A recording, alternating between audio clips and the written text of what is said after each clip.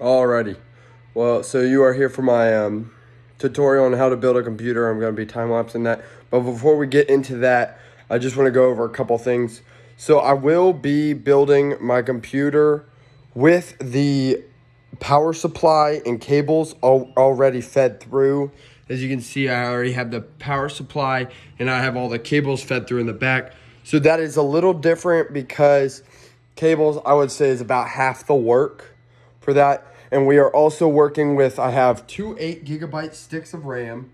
I have a 2060 KO Ultra graphics card from EVGA.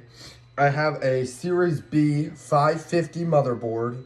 And I have a Ryzen 7 5800X with its CPU fan. And I also do already have the thermal paste installed for my CPU, and obviously there's some residue left over from the heatsink on the CPU.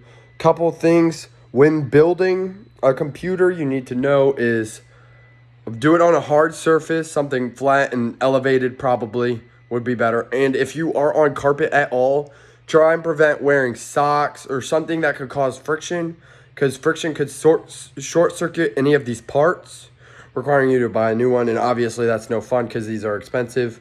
So just want to preface some of those before we get into this. All right, thank you, and I hope you like the video.